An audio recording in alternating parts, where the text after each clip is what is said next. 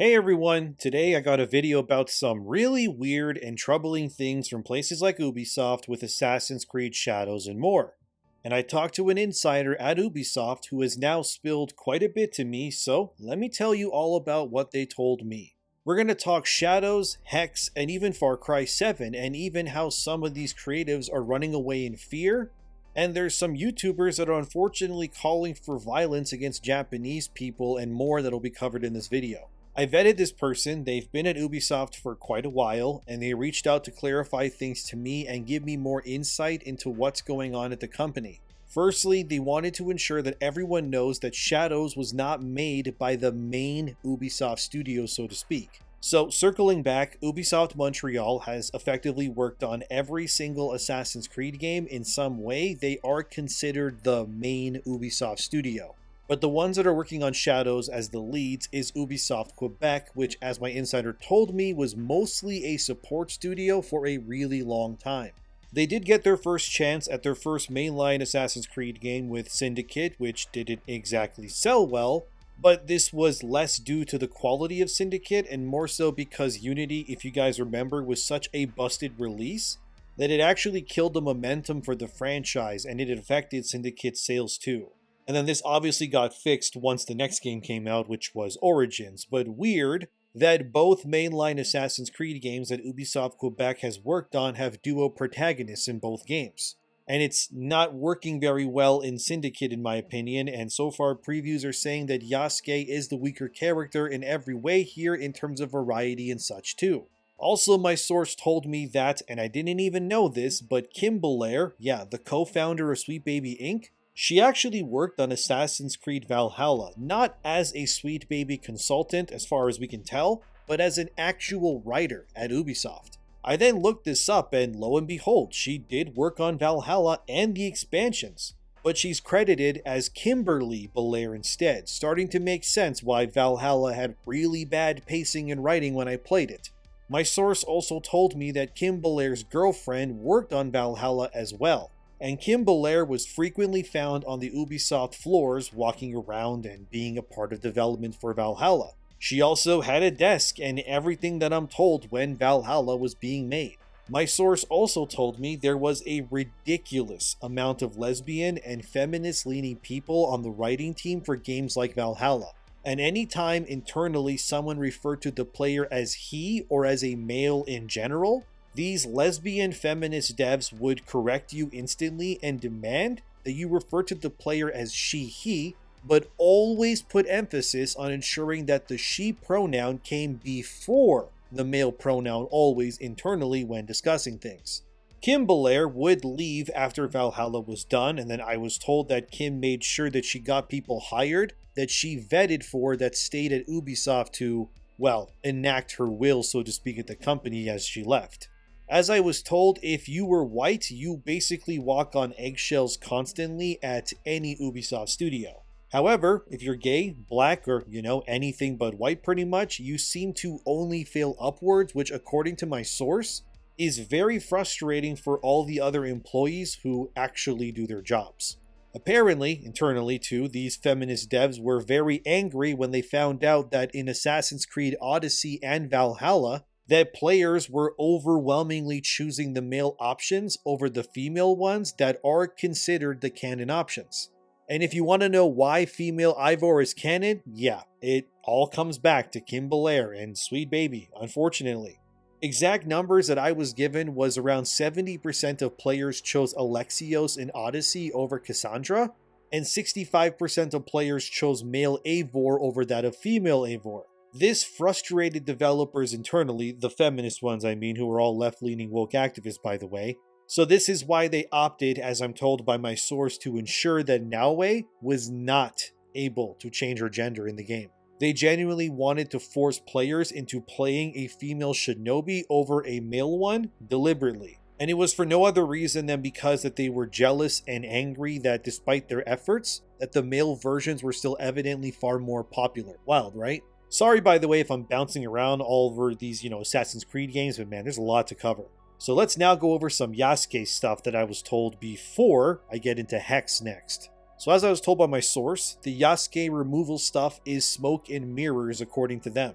Apparently, and again take this part with a grain of salt, but this person is very tied to a lot of stuff going on there, they said that Ubisoft has actually not removed much of any of the content about Yasuke in-game, but instead, they are simply lying about it to make it seem like they're listening to players' feedback. My insider told me that Ubisoft apparently has no plans to remake the Yasuke content, because they feel as if they do, they will be seen as bending the knee, so to speak, to the online haters.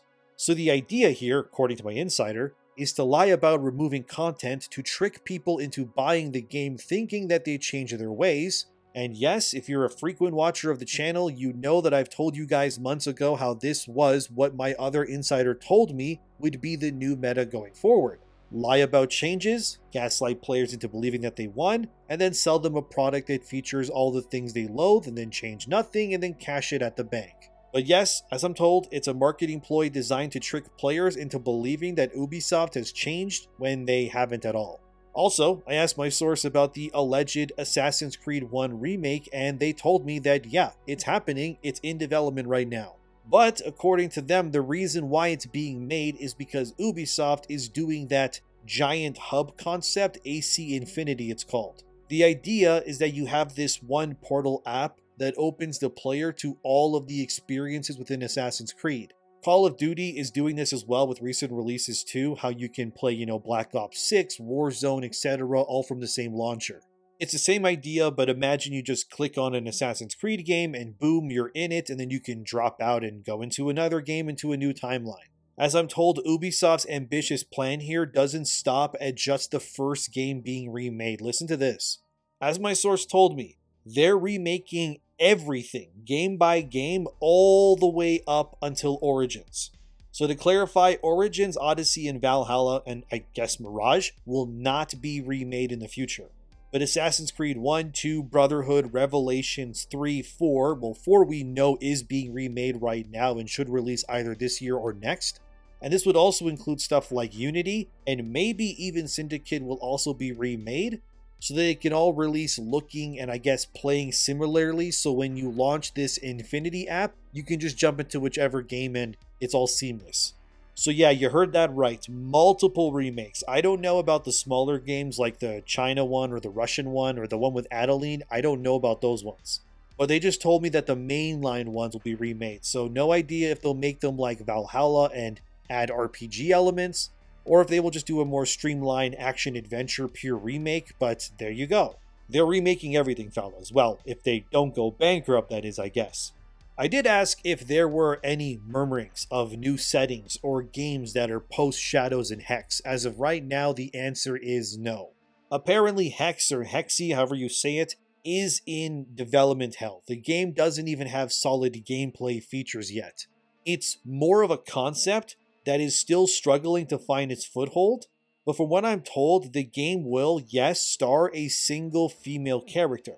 Because again, the feminists are butthurt there that you guys keep playing as men over the female options. Hexe was described to me as a German medieval era game with people being prosecuted for witchcraft and such.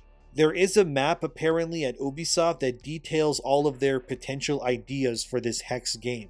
But as my source told me, the world that they're creating with Hexe is actually very beautiful and striking to the eyes. One of the locations in-game was described to me as a beautiful Gothic medieval German city, with dark corners aplenty and small shops that are littered throughout. They don't know which German city would be implemented in the game, but it would be set in Germany apparently to some degree. But I was also told that Hexe will steer away from the vastness of, say, Valhalla. Instead, my insider told me, the best comparison right now to Hexe is Metro Exodus. So if you didn't play Metro Exodus, first of all, great game, you should play all the Metro games, they're awesome. But anyway, Metro Exodus has you journeying via a train through these linear but also semi-open zones as the story progresses. You explore these smaller regions which have, items to find, monsters to kill, and stories to uncover. And eventually, once you do whatever the main quest line is at the time, you leave that area behind and then move on to the next one. This is what they want to do with Hexe, as I'm being told. My insider doesn't know if Ubisoft would allow the player to return to these areas after passing them by, But yeah, they don't want the game to be like Valhalla or even Odyssey, where it's just, big and open. The idea is tighter level design, think more so old school Prince of Persia, kind of, but still open enough that you will have options running around fighting stuff, etc. And the game will feature what my source called magic. And the idea internally for all Assassin's Creed games in general, as I'm told, is that Ubisoft wants to move away more so from having their games in this franchise be grounded historical things like the previous ones, and instead be far more fantastical and magic based going forward.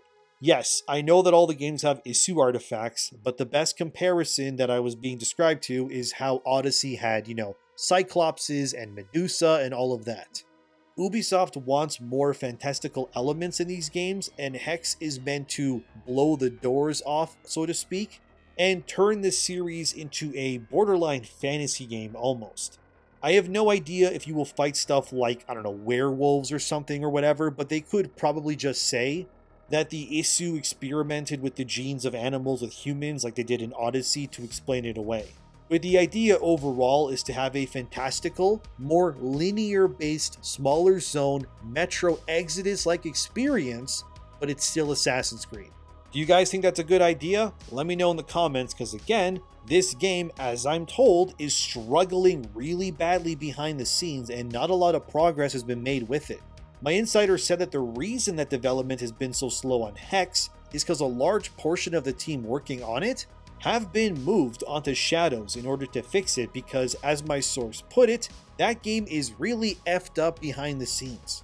So Ubisoft is throwing everything that they can to fix Shadows, so as for when Hexe comes out, there is no release date right now. It's just delayed beyond any measure, and it's basically just due to Shadows being asked behind the scenes, to be real with you. My insider also said that the upper management at Ubisoft is completely out of touch with both what the devs and players want these days. It's very hard to convey any ideas or talk sense into the people at the top at Ubisoft, and they called Ubisoft in general a leftist echo chamber to the max. You cannot bring up stuff like Trump or Pierre Poilievre, the conservative guy that's running for prime minister in Canada, in case you don't know, because it's all seen as sacrilegious at Ubisoft because he's not a liberal nor is Trump, and that's a big no-no, I guess. I was also told there's one female employee, at least at Ubisoft, who is hell to work with. As I'm told, this female employee lies aplenty and threatens to ruin other male devs' careers if they don't agree to sleep with her. And Human Resources in general refuses to do anything about this problem because the entirety of HR is unsurprisingly full of women who are pro-Me Too and see this woman as a victim instead of being a predator. And this female employee is apparently just threatening and coaxing people into sleeping with her. And my insider said that everyone at Ubisoft that works there, they just try to steer clear of this nutcase, which is wild. But there you go, guys. There's a sex predator, I guess, at Ubisoft that will ruin your career if you don't drop your pants, allegedly. And this female employee apparently has blackmail on people, and this is why she hasn't been dealt with, which is, well, that's a problem, all right. I understand that this female employee has nothing to do with the whole Ubisoft leak stuff that I'm talking about, but my insider was very frustrated and wanted people to know, so there you go, now everyone knows.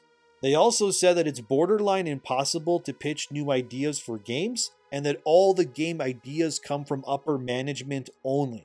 So if you have a cool idea, they don't want to hear it. The DEI initiatives at Ubisoft are also the real killer that's rotting out the company. I also asked if Assassin's Creed will ever go into modern day, and my insider firmly stated that the probability is close to zero.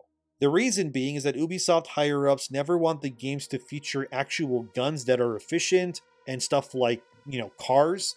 However, stuff like muskets and such are fine because they are in AC3, but they're not as reliable, so they're seen as being an okay thing to add.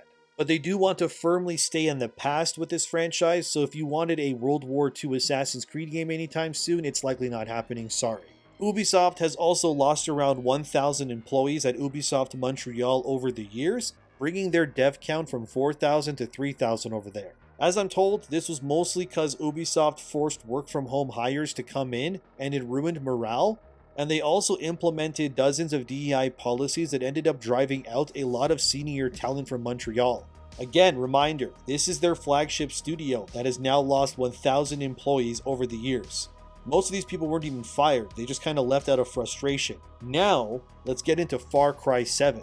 My insider confirmed that yes, the game has a 24-hour in-game timer. At one point, the game was meant to have a female protagonist only, which was described internally as a John McClane type. Yeah, die hard, but a woman was the pitch cause, again, female activists. And the initial idea for the game, and no, I'm not kidding, was that the game would open with you and your family at some sort of party, and then a group of pro-Trump, pro-gun, anti-vax conservative terrorists would show up and kidnap your family. This idea was somewhat canned internally at some point, and the whole female John McClane character was fully removed.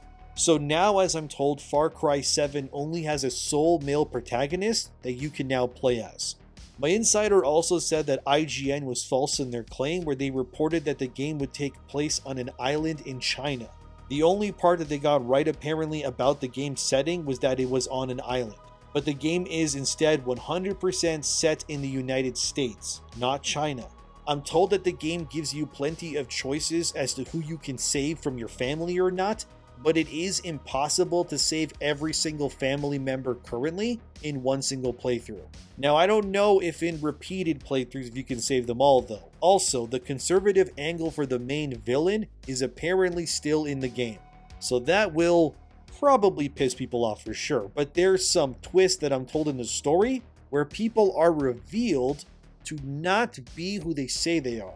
One of the concepts that Far Cry 7 is pushing on the player is that the bad guys could actually be the good guys all along. So I straight up just asked if the twist was like the game is some weird science fiction time loop gobbledygook, and my insider said no, it's definitely not. All they told me is that you know that Far Cry loves having drugs in them, and that's all they would say. So no sci-fi elements. So expect the game to be some crazy, insane, time-gated thing with drugs and saving people and killing other people that are apparently conservatives that may actually be the good guys all along. But my insider said that the game is very grounded with its gameplay and world. I tried to ask who the, main actor they got for the game's main villain is, but they said that the identity is very well protected and they didn't want to reveal it because Ubisoft will probably blow a gasket if they do. But in terms of leaks, I think that's everything that they told me. My insider did say that Shadows is likely cooked no matter what, and they think if the game didn't have Yasuke in it, people wouldn't care as much about the historical inaccuracies. According to them, Valhalla is full of inaccurate items in the world and nobody seemed to care, so they're probably right about that. But don't expect me to go through Valhalla now to look for these inaccuracies, by the way, but there you go. Oh yeah, also Ubisoft was going to make a Prince of Persia game in the style of Shadow of the Colossus years ago, but it got canned. But apparently this build still exists on some devs' Xbox dev kits, so there's another game that you guys never got. And Ubisoft was also making a game about 15 years ago that was pretty much just Starfield, but it was called Pioneer. And it was in development hell and eventually got cancelled, and I'm told that that game's dev time led to a lot of burnout, depression, and a super toxic environment internally. The last thing that they asked me to tell people is to try to not be too hateful online and don't ruin the image of Gamergate 2 in general by spewing hate in every direction. Try to reel it in and be more objective, that's what they wanted to say, so there you go. But thanks to my insider for all this information. I know it's a lot. What do you think about all of this? Let me know in the comments. Now there's other news. Firstly, the situation surrounding Shadows is not going well. We all know this. Key creatives, however, involved with this game have been ruining the reputation and that of the Assassin's Creed franchise with this newest entry. But now we can confirm that yet another person has decided to run away as the release date gets closer, that being the lead writer for Shadows. This lead writer goes by Mossinmind on Twitter and was very vocal about the upcoming release of Shadows. She got a lot of flack for plenty of reasons, but as you can see here, we all have this lead writer ecstatic that she's working on Shadows. But people were quick to point out way back then that she was also following Sweet Baby Inc. on Twitter. I would say don't harass her, which yes, you should never do. However, it turns out she has completely deleted her Twitter account already. But it is weird to see the lead writer of a mainline Assassin's Creed game like this just nuking their public profile prior to release. But I guess the situation surrounding the game has gotten so dire that everyone who has worked on this thing is trying to distance themselves from it, as I clearly already explained with all the leaks that I was told behind the scenes. Also, there's this YouTuber guy called The Hidden One, who, as their name implies, they do Assassin's Creed content. I got blocked by this person on Twitter, even though I never once interacted with them to my knowledge. Anyway, they have been attacking people like crazy who are against Shadows. Don't harass this guy, by the way. I mean, he's a dummy, sure, but let's just look at what he said. Here's what he posted that made me raise an eyebrow. Here's a gif of Yasuke kicking the F out of a Japanese NPC. I love it. Hey, Hidden One guy. Why are you so excited that Yasuke is killing Japanese people in Shadows? That's kind of weird, isn't it? I mean, I know that you're upset because Shadows is getting roasted on the daily and it's, earned, but okay. But do you think it's in your best interest to vilify Japanese people like this? It's very bizarre behavior on your part, man.